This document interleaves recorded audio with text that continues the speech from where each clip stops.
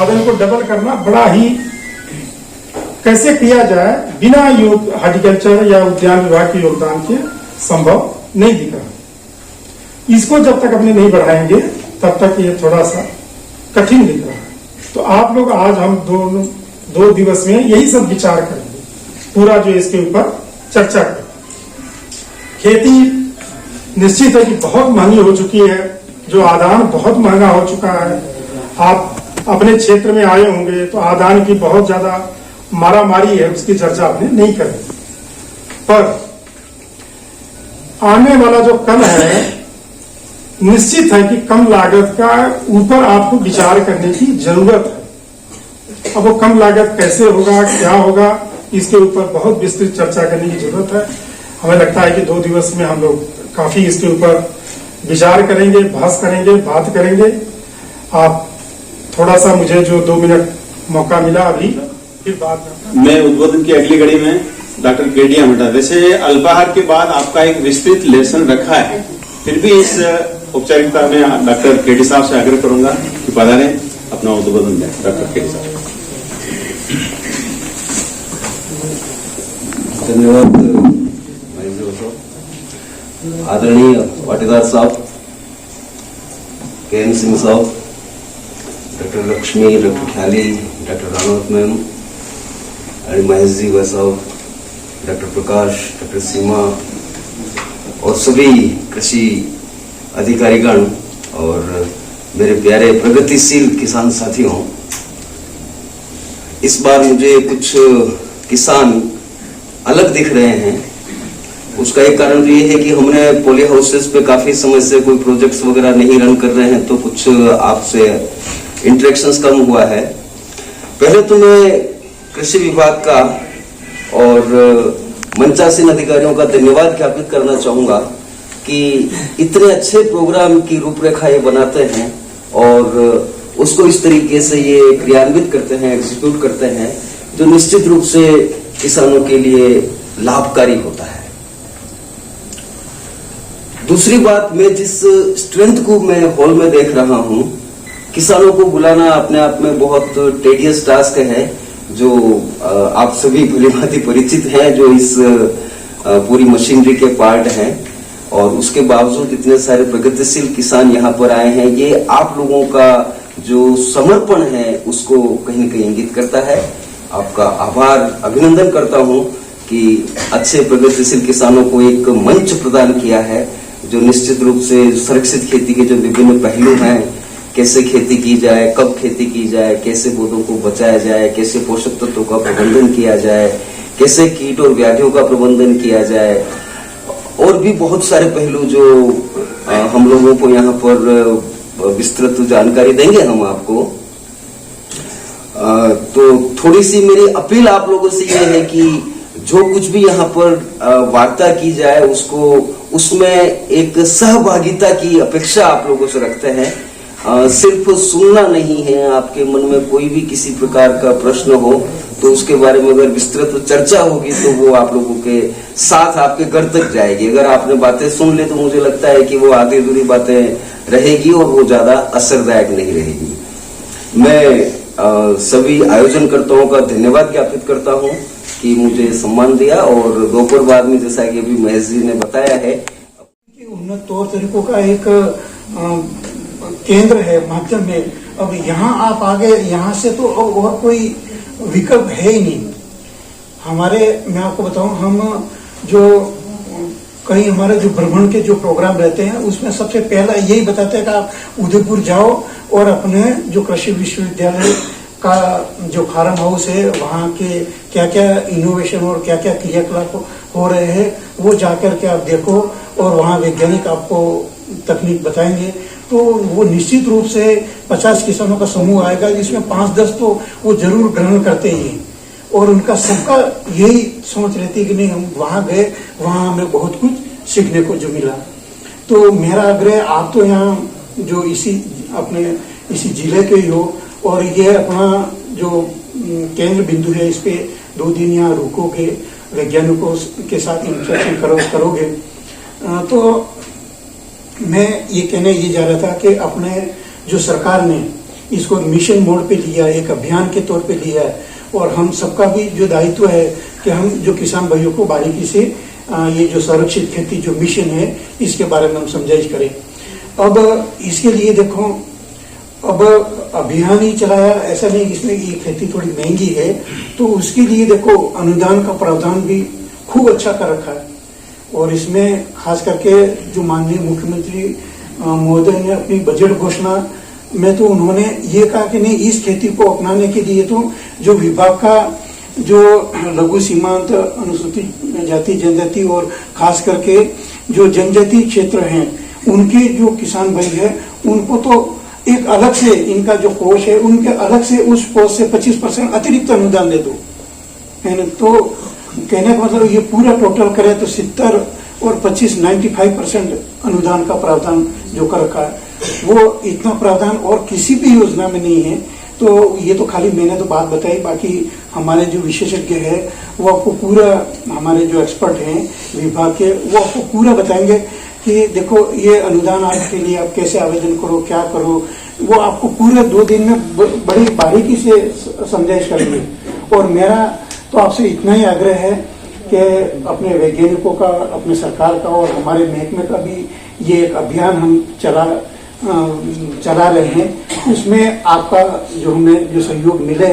और इसमें मैं आपको बात बताऊं, खास करके अपन जो शहर के आसपास के जो गांव के किसान भाई हैं उनके लिए तो ये अभियान और ये संरक्षित खेती एक तरह से वरदान रहेगी उनके लिए, क्योंकि मार्केट की कोई समस्या नहीं, बहुत ज्यादा इंटीरियर में यदि अपन हो तो वहां से प्रोड्यूस दूर तक परिवहन वाली ये भी थोड़ी समस्या है।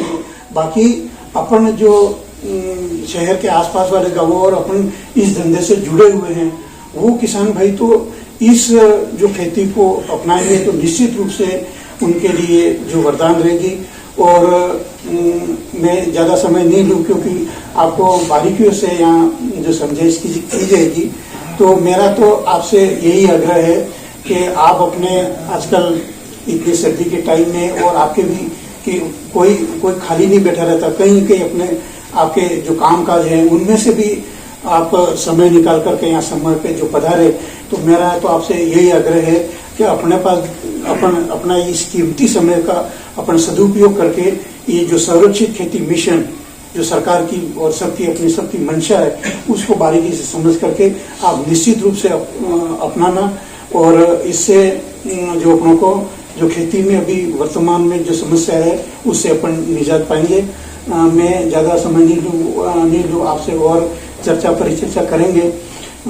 एक बार पुनः खास करके सिंह साहब का और आप सभी किसान भाइयों का मैं शुक्रगुजार हूँ कि आपने अवसर दिया और आपने मेरी बात को शांति से सुना। आप एक बार आप पुनः आप सबको धन्यवाद।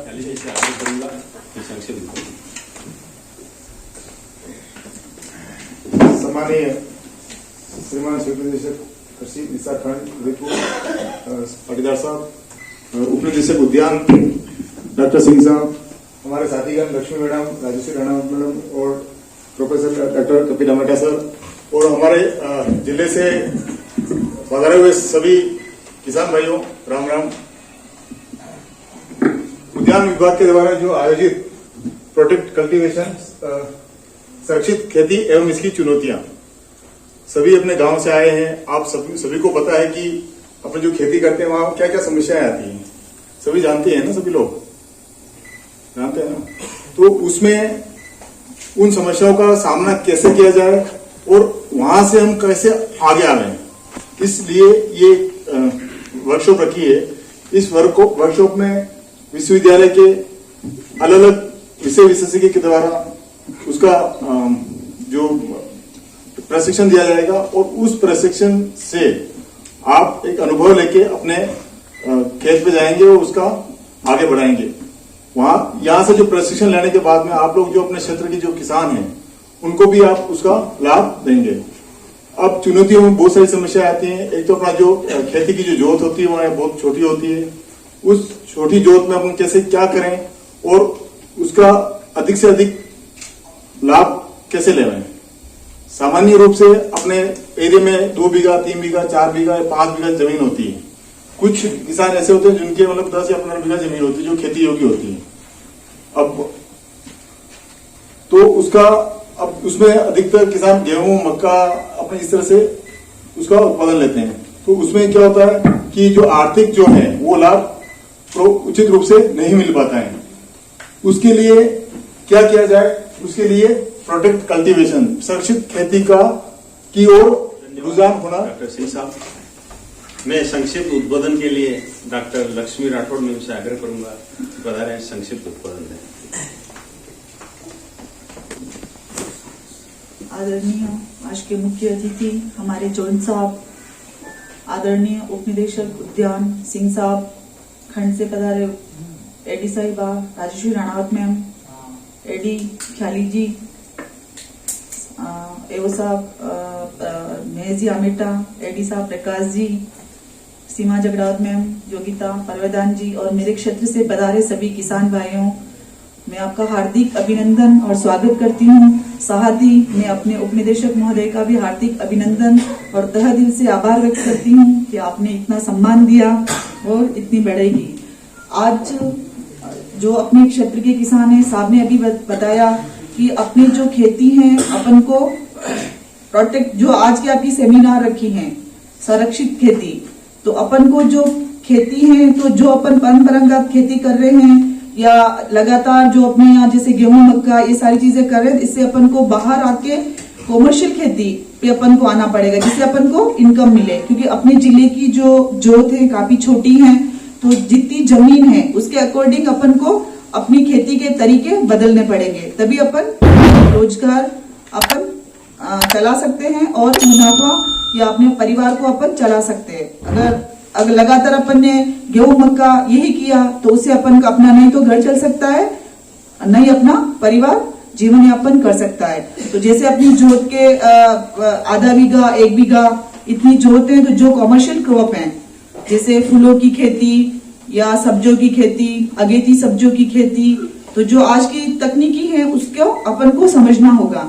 तो शायद आज की जो विषय है इस सेमिनार का कि संरक्षित खेती, इसकी आवश्यकता, चुनौतियां और संभावनाएं, तो आज के जो वैज्ञानिक हैं इस कॉलेज के, इसके बारे में आपको बताएंगे। तो आपको सीख के जाना है और अपने क्षेत्र में जो आप खेती कर रहे हैं वो सारे तौर तरीके बदल के जो आज की टेक्नोलॉजी है उसको सीख के आपको उस पर आना होगा, तभी अपन अपना जीवन यापन अच्छे से कर पाएंगे। धन्यवाद।